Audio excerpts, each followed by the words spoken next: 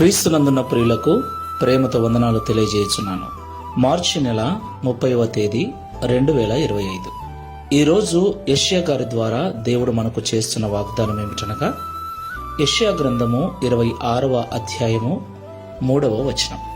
ఎవని మనస్సు నీ మీద ఆనుకొనునో వానిని నీవు పూర్ణ శాంతి గలవానిగా కాపాడుదువు, ఏలయనగా అతడు నీ యందు విశ్వాసముంచి ఉన్నాడు.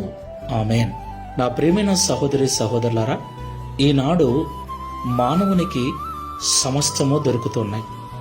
డబ్బును, బంగారమును, పరువు ప్రతిష్టలను, పేరును, గొప్ప గొప్ప పదవులెన్నిటినో కలిగి ఉన్నాడు. కానీ అతని మనస్సుకు నెమ్మది లేదు. నెమ్మది లేని జీవితాన్ని జీవిస్తున్నాడు. మరికొంతమంది సంసారంలో నెమ్మది లేదని సంసారాన్ని వదిలి సన్యాసులుగా మారిపోతున్నారు.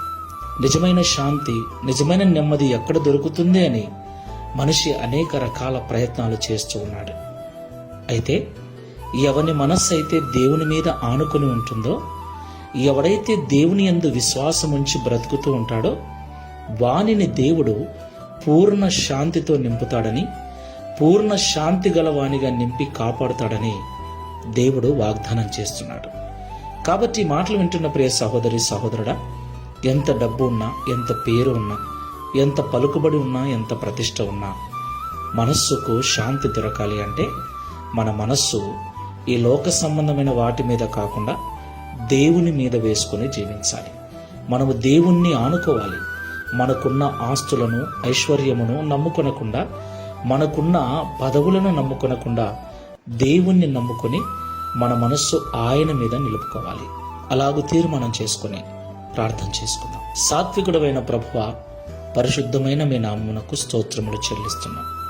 నిజము తండ్రి, నేడు మానవుడు ఎన్నిటినో జయిస్తూ ఉన్నాడు, ఎన్నింటినో కలిగి జీవిస్తున్నాడు. కానీ ఎన్ని ఉన్నా మనస్సుకు నెమ్మది లేక, రాత్రి సరిగ్గా నిద్ర పట్టక, తిన్న ఆహారం అరక్క అనేక రకాల ఇబ్బందులు పడుతూ ఉన్నాడు. ఎన్ని ఉన్నా ఈ లోకంలో శాంతి దొరకదు అని, ఎవని మనస్సు అయితే నీ మీద ఆనుకుని ఉంటుందో వానికి పూర్ణ శాంతిని మీరు అనుగ్రహిస్తారని ఈరోజు మాతో మాట్లాడినందుకు స్తోత్రాలు.